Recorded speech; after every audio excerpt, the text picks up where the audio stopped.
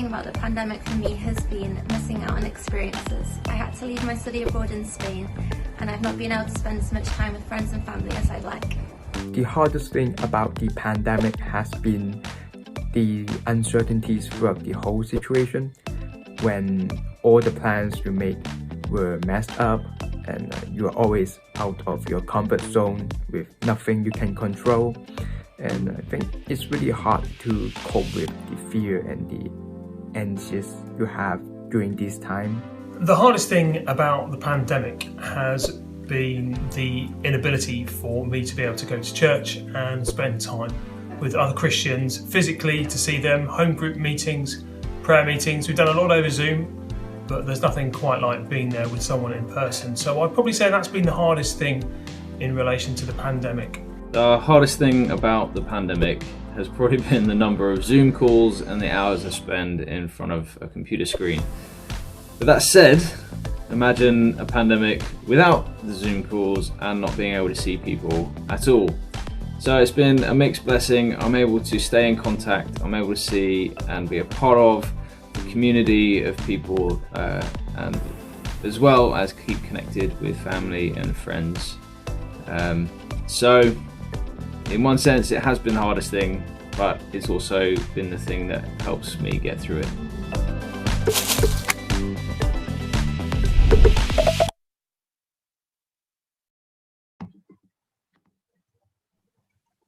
Hello and welcome. We're so glad that you've joined us this evening at Encounter 2021. We are the Christian Union, and my name is Harry. And I'm Eleanor, and we're going to be your hosts for this evening. So to start off with, just like to clarify that thanks to the wonders of Zoom webinar, we really can't see any of your lovely faces or hear you, just to reassure you on that. Now, this is just a quick run through of the evening ahead of us. We're going to interview the lovely David Beebe about our question for the evening, which tonight is Encountering Hope. And after that, we're going to hear from Robin, who will be talking to us about an encounter Jesus had with someone in the Bible. Yeah, great. So a quick logistic note to add, there is a Q&A function for you to use if you have any questions throughout the night, and someone will answer that where possible. Any big questions you have about Christian faith or life in general, we do have another Zoom call after this where you'll be able to come along, meet some of the CU members, chat to Robin, David and Martin, and yeah, ask any questions that you may have. And the link is in the chat now. So on that note, we're going to introduce you to Robin, who is our speaker for tonight. Hello, Robin. Hi, everyone. I was going to say nice to see you, but nice to be seen. So, Robin, we'd love to find a little more about you. So just briefly, who are you and what do you do? Yeah, I'm Robin. I live in Wimbledon, southwest London, and I am a vicar of a Church of England church called Emmanuel Church. Been here about 8 years. Yeah. Great. That's great. Anything else you'd like to know? I support West Ham, which is not normally it's bad news to be a West Ham fan, but at the moment it's quite good actually. I support Harlequins Rugby Club. I enjoy sport, watching it. I used to play a bit, and I now mainly run and cycle because that's what you do when you can't play rugby anymore. Yeah, I'm married with 3 kids. I got a dog. How much would you like to know? It's a solid roundup. So yeah, thank you. And now we'll shove you back into the recesses of Zoom and hear from you in a bit. So to start off with, though, we're going to meet David Beebe. Hello, David. Hi, hello. Can you see me? We can indeed. It's a great privilege to join you for this Events Week 2021. Shall I say a few things about myself? Yeah, go for it. I was a schoolmaster for a long time, but retired or semi-retired now for 20 years. Have 3 children and 6 grandchildren. I support Northampton Town, as it happens, and I have done this all my life through thick and thin, and mostly, as at the moment, through thin. But being a little bit older than Robin, my exercise is not running so much as walking, but cycling as well. Yes, live on the south coast. Very nice indeed. Lovely place to cycle along the beaches and stuff. So David, we're interviewing you today on this topic of hope. So we've got to know you a bit. How did you come to know Jesus, David? When I was 17, not quite 18, I went on a summer holiday camp and learned about Jesus. I'd been trying to follow him as a teenager, but not really succeeding, because I thought it was a matter of what I did. And then suddenly the penny dropped, and somebody explained in a wonderful talk I shall always remember, that it's not what I can do for Jesus, but what Jesus has done for me in dying on the cross. Great. So I've been following him and often failing to follow him for nearly 60 years. And if people do their maths, I suppose they can work out roughly how old I am by now. I haven't got that quick, but how would you say that you've experienced suffering or hardship in your life? No, not really.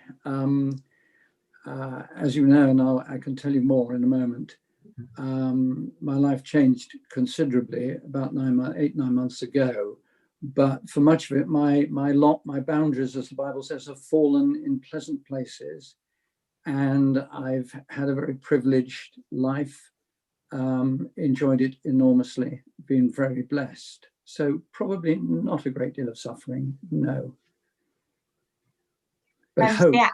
How did your life change 9 months ago? Well, if you'll give me a little time on this, in lockdown, if I take you back to March, April, May, for some of you, especially students, a very difficult time. Obviously, for some of my generation, a time to pause, to reflect, to slow down, lovely early summer weather. And Anne and I had a morning routine. We'd walk in the morning, go and get a newspaper and a few essentials from a local boat chandlery, come back home, time to reflect. And it went like that. And then as the news got worse of COVID, and we heard of a few cases locally, we began to say to ourselves, what would happen if anything happened to one of us, or what would happen if something happened to both of us? Would the family cope? Would they know what to do? We've a lot of information in our heads which isn't written down. So we decided we'd start a file, and Anne suggested we called it Going Home. And that file is in the filing cabinet behind me now. It contains things like national insurance numbers and address of doctor and dentist and that sort of thing.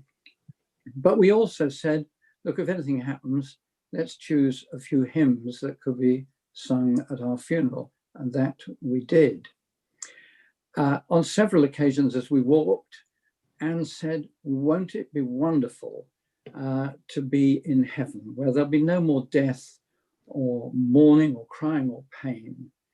There will be beauty, there will be peace, serenity, there will be light, and we will have new bodies and no worries. Quite simply, she looked forward to being with Jesus. And then in June, coronavirus going into retreat, we started to plan again. We talked about holidays, meeting up with the family. We started to think about celebrating our golden wedding in late August. On the 18th, that was a typical day. Anne was busy in the garden. She was making curtains, phoning friends and family. She had a long phone call with our elder daughter, who lives in London. And then I started to talk. The phone was handed over until daughter said, Dad, do you mind if I hang up? The red arrows are coming over and I want to see them. So I hung up and they arrived over. But I came to watch on my computer screen as the red arrows came over spot on time, 5 o'clock. over Buckingham Palace. 2 or 3 minutes later, I went back into the kitchen and I saw Anne sitting on the arm of a sofa, but her head back against the wall. I knew immediately that something was wrong. And my telephone call was timed at 4 minutes past 5, my 999 call. First responder came quickly, several paramedics, 2 ambulances on the front lawn. There was nothing they could do. It was like a scene of casualty being played out on the kitchen floor. I held her hand, but I felt at no point was there any response. And after a while, actually, the ambulance doctor called time on their efforts to resuscitate her. Neither of us had been to a doctor for a couple of years or so ago. We'd enjoyed good health. And Anne's mother had lived to be 100. It was a real shock. And one of the saddest and most difficult things I had to do that evening was to phone my 3 children, and in particular the daughter who'd been speaking to her only an hour and a half earlier, to say that Mum had died. And that was the biggest change in my life. But I knew that Anne wanted to be, because she'd said so, wanted to be in heaven, wanted to be with the Jesus she had served since childhood. And I'm so pleased she had her wish. And I'm so pleased that she didn't suffer. She died instantly. Actually, I had the post-mortem report only last week. It's taken 8 months to come. But it confirmed what I think what we knew all along, which was that it was an acute heart event. And I don't think nothing could have prepared her for it. But she was a wonderful lady. I was very blessed, and so I give thanks for that. We had nearly 50 very happy years together, and she didn't suffer. Wow. Wow. Wow. Yeah, what a story. And yeah, so you said earlier that you felt like you hadn't really suffered in your life. A lot of people would say that that would definitely count as suffering. So is there a reason that you don't see it like that? Well, I think I'm surprised, I suppose, at the way in which I've been able to cope since Anne's death, because she established a wonderful home here, was very creative, very popular, very energetic, lovely, lovely person. But I have been greatly upheld by the faith that God has given me over nearly 60 years, and of course by the prayers and love of family and friends, who, although it's more difficult at the moment in this further lockdown, it's just lovely the way I've been phoned 2 or 3 times by different people each day, and folk have brought little things round. And as my family would tell you, Dad's not the most domestically equipped person. In fact, the word that was used was he's pretty domestically inept. But with the help of others and the love of Christian friends, I've been able to cope, and will go on doing so by God's grace. Yeah, that's great. Yeah, so have you found that people are surprised with the way you have responded? I think so. I've had lots of wonderful letters, and some people, there's only one person only just this afternoon had only just heard of Anne's death and has been in touch. But someone wrote and said, David, I'm sure you must feel very resentful at losing Anne. I don't actually. I thank God for her. I'm so pleased, as I say, she didn't suffer and is with the Lord. In lockdown, she had a go-to verse. It's Romans 15:13, May the God of hope fill you with all joy and peace as you trust in him, so that you will overflow with hope by the power of the Holy Spirit. And that's a verse I've cottoned onto as well and go to time and again. So the Lord is uplifting me and upholding me. That's awesome. Thank you so much for that, David. Super encouraging story to hear. So we're going to read a Bible passage now that Robin will be talking to us from. David, I think, will be back in the Zoom following the talk if there were any questions you wanted to ask him. But yes, the passage that Robin will be talking to us from is Luke 7, verses 11 to 19. But the words should come up on the screen for you to follow along with nice and easily. So Luke chapter 7, verses 11 to 19. Soon afterwards, Jesus went to a town called Nain, and his disciples and a large crowd went along with him. As he approached the town gate, a dead person was being carried out, the only son of his mother, and she was a widow. And a large crowd from the town was with her. When the Lord saw her, his heart went out to her, and he said, "Don't cry." Then he went up and touched the bier they were carrying him on, and the bearers stood still. He said, "Young man, I say to you, get up." The dead man sat up and began to talk, and Jesus gave him back to his mother. They were all filled with awe and praised God. "A great prophet has appeared among us," they said. "God has come to rescue his people." This news about Jesus spread throughout Judea and the surrounding country. John's disciples told him about all these things. Calling 2 of them, he sent them to the Lord to ask, "Are you the one who is to come, or should we expect someone else?"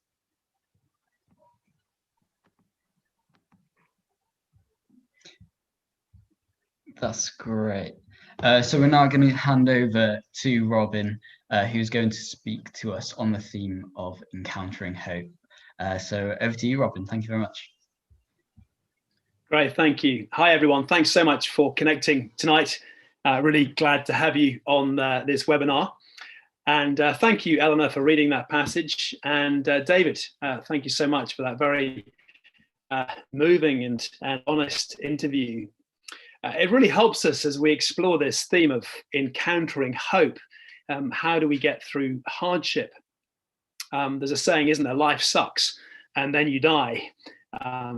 Is that all there is?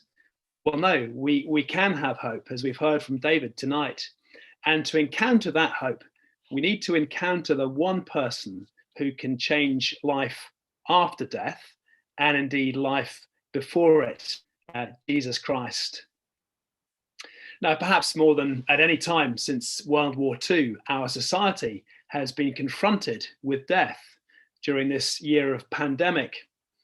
And during the last year, we've had all sorts of statistics and numbers and graphs, haven't we? And the most shocking statistic I've heard this past year is this: the mortality rate in the UK is 100%. Imagine that, 100%. That means one dies. Now, sure, we can laugh that off, like the comedian Spike Milligan. Apparently, he said, "I'm not afraid of dying. I just don't want to be there when it happens."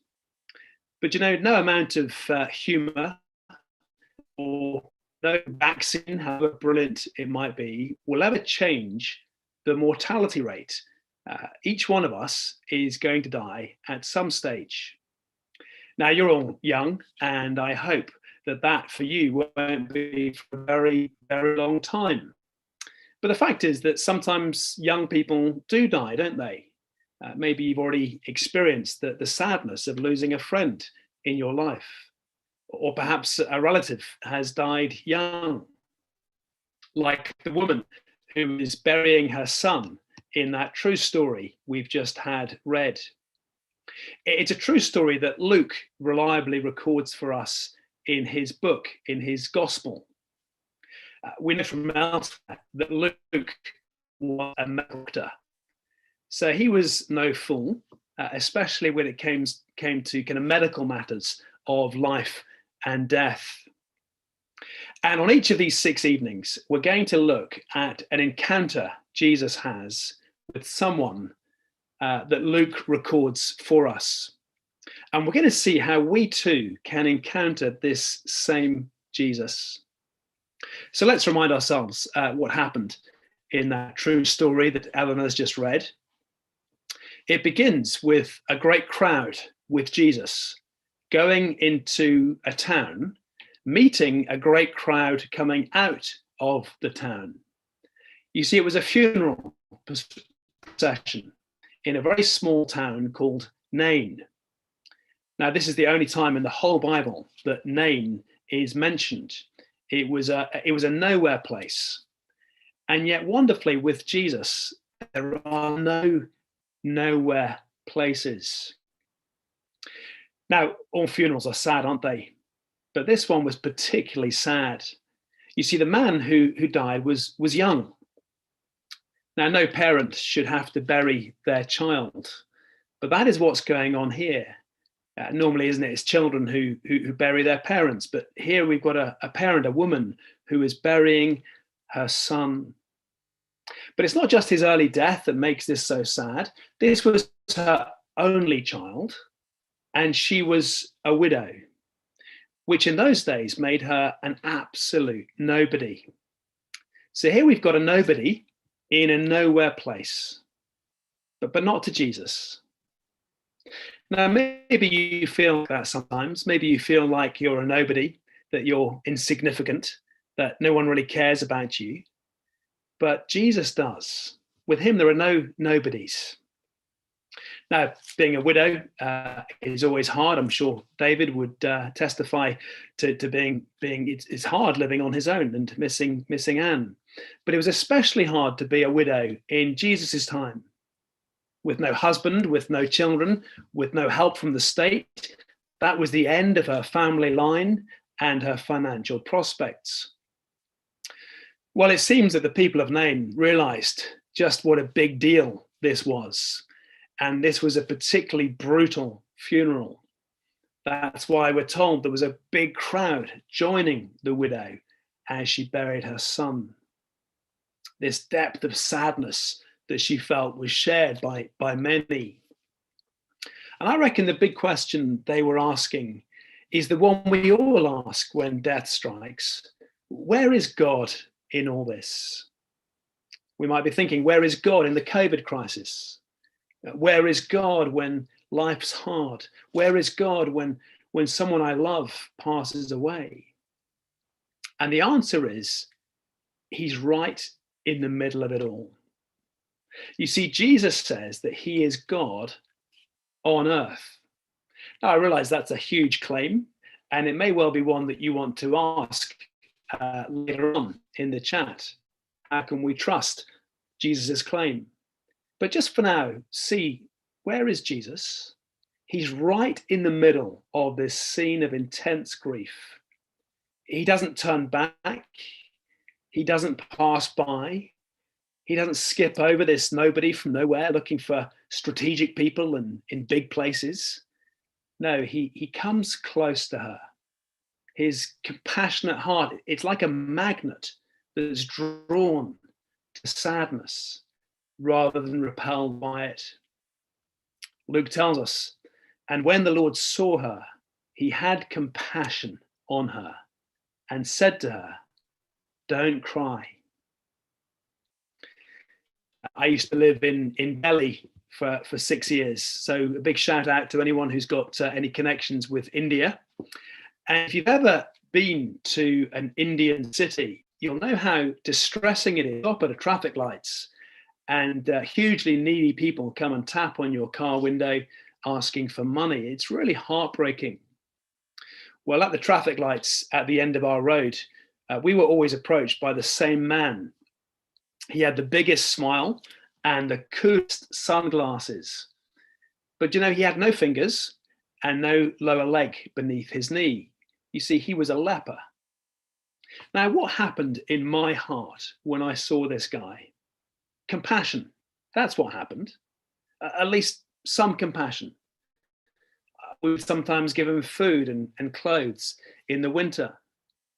But what would it be like for God himself to look at that person? Perfect compassion. And that's what Jesus shows us, that God is a God of perfect compassion. Now, I have no idea what you think God is like. Maybe you're not even sure if there is a God. But because Jesus is God on earth, he shows us what God is like. He's a God of love. He's a God of compassion, a God whose heart is drawn to those who are suffering. Now, I guess for us, that word compassion is a kind of gentle and soothing kind of word. You know, it's the kind of word you see on a Hallmark get well soon card. But in the original language, that word compassion is much more like the word gutted. It's like a deep feeling in the pit of your stomach. And as Jesus is confronted with death and with the tragedy of this young man's funeral, he's gutted. And so his magnetic heart moves towards his grieving mum and says to her, "Don't cry. Don't cry." It's probably not the textbook answer to comforting grieving people, is it? But of course, with Jesus, it's different. Because with him, there's a good reason not to cry. Because you see, he's not only compassionate, he is powerful. And what Jesus does next is absolutely remarkable. I told you earlier that I'm a vicar, and one of the things that I do is I take funerals, and I've taken lots of funerals over the years. But it has never, ever occurred to me to do what Jesus does at this funeral in name. He goes up and touches the coffin, and he tells the young man to get up. Can you imagine that? Saying to a corpse, "Get up"? And amazingly, the guy gets up and he starts talking, proving to everyone that he's really alive. And then in a very touching moment, Jesus gives him back to his mother. Well, not surprisingly, the crowd looking on are astonished. You see, people weren't raised from the dead at their funerals back then any more than they are today. People back then weren't gullible any more than they are today. No, they recognize the presence of God. They say a great prophet has arisen among us. But you know, when you read the rest of Luke's gospel, you see that Jesus is much, much more than a prophet. He's God's only son. The word only son that's used of this widow's child is exactly the same word that's used of Jesus. He too was an only son, God's only son, which means that God an only son when Jesus died on the cross. But of course, Jesus is not just God's only son, he's God's risen son. 3 days after he was crucified, God said to him something like what Jesus says to this dead man, "Get up." And Jesus got up. And he proved it by talking to people and eating with people over a period of 40 days, which means we can be sure that Jesus is alive. Now, maybe you're thinking that all this stuff about dead people being raised is pretty crazy. You know, at best, it's a fairy story. At worst, it's fake news. But I wonder if you've ever considered the evidence that Jesus raised people from the dead, like Luke records for us here, and that Jesus himself rose from the dead and is alive today. I'd love to suggest to you a few ways that you can examine that evidence for yourself.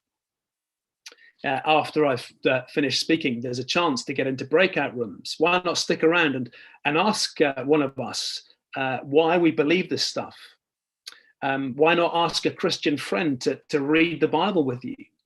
You could use this really excellent resource called Uncover. It digs into one of the Gospels and helps you think it through for yourself. I'll be in one of the breakout rooms myself, and I would love to chat to you. This is the first of 6 evening talks. Tomorrow at 2 o'clock is the first of 4 lunchtime talks. Come along to those.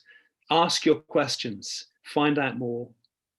A bit later on, we'll be hearing about a course the Christian Union are running in the next few weeks called Experience. Brilliant way to come and ask your questions and to find out. And can I say it's so worth checking Jesus out? Because what Jesus did for that young man 2,000 years ago in Nain, he will one day do for all who trust in him. He'll say to us, get up, and we will. The hope that David was sharing earlier is not kind of pie in the sky when you die. It's not wishful thinking.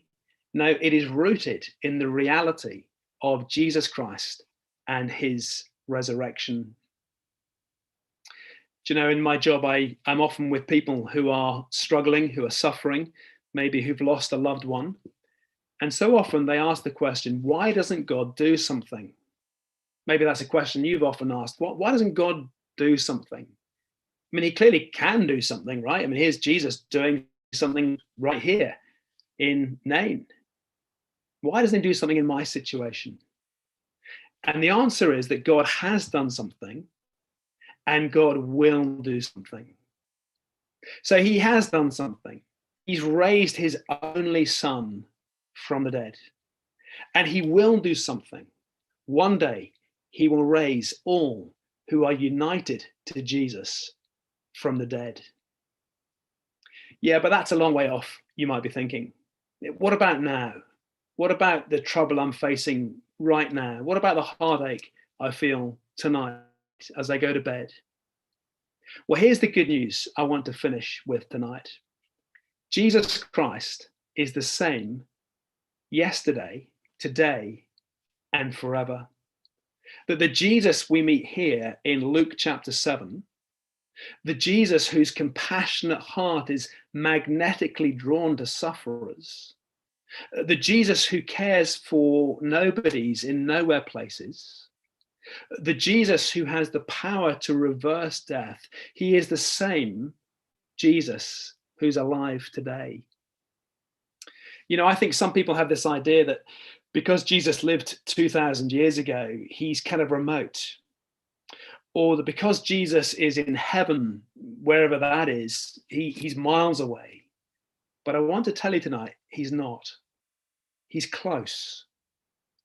When Jesus went back to being in heaven, he didn't stop feeling compassion for those in need. He didn't stop being powerful enough to raise the dead. Sure, there's a time lapse between when Christians die now and when they will be raised physically one day. But even now, he has that power to draw people to himself. So I don't know what hardship and heartache you might be going through right now. I don't know what lies ahead for you in the future. But what I do know is that Jesus is the only one who can get us through hardship now and who can give us hope in the face of death. And I know that because I see it here in Luke 7 and in so many other places. And because his heart hasn't changed. I know it because I experience his compassion and his kindness every day. And I know it because when I hear the story of someone like David, I can't explain it in any other way than that Jesus is powerfully at work in them to give them that hope in the face of death. Well, we've seen tonight the heart of Jesus. It's a compassionate heart. It's like a magnet that's drawn to suffering rather than repelled by it. What about your heart? I wonder if the magnet of your heart will be drawn to Jesus. I'd love for you this evening is for your heart to be drawn to his heart rather than to push away from him. In my experience, that when people struggle and face sadness like death, one of two things happen. Either they get drawn to Christ or pushed away from him. I'd love it for you to be the former, that you're drawn to the Lord Jesus. So come to him and encounter the hope that only he can give. He's the one person who can give you hope in the face of death, and who can give you hope in the face of whatever it is you're going through right now. How do we get through a life of hardship? With the compassionate and powerful Jesus Christ. I want to finish with that verse that David shared with us earlier. It's a fantastic verse. Romans chapter 15, verse 13. May the God of hope fill you with all joy and peace in believing, so that by the power of the Holy Spirit, you may abound in hope. You see, that's the great thing, is if you believe, if you put your trust in Jesus Christ, you will be filled with the joy and the peace and the hope of Christ. And that's my longing for each one of you. Thanks so much for listening. I'm going to hand back now to Harry.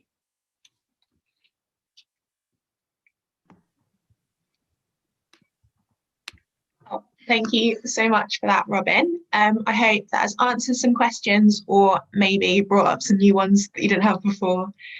So we just wanted to mention a few more things going on this week. So Robin will be back on Wednesday and Friday this week, and Monday, Wednesday, Friday next week as well. And then on Tuesday and Thursday, both weeks, Martin, who you've heard whispers about, will be talking to us then. So yeah, do keep coming along to find out more. Yeah. Also, as well as that, we have an experience course that I'll be running for 4 weeks from the week starting the 22nd of Feb. This will be a chance to find out more about how some students at Surrey have experienced Jesus and looking at what Jesus can bring to your life. It's also an opportunity to ask questions about any aspect of Christianity and Jesus. It'll be running online, and you can find out how to join on our website, which is encounter.uscu.org.uk. There's also a beautiful connect form on there, which you can fill in if you want to chat to someone, so do get on that. Yeah, one more thing. So Robin mentioned Uncover Luke in his talk, which is a really useful way of reading that book of the Bible, especially if you've got someone to talk to whilst you're doing it. If someone invited you along, ask them about it, or shoot the CU a message on any social, and we'll find someone to do it with you. It's, yeah, really great. Would recommend. Yeah, for sure. And on that note, do follow our Instagram to stay up to date with everything going on. And we look forward to meeting you more face to face in Zoom in a moment.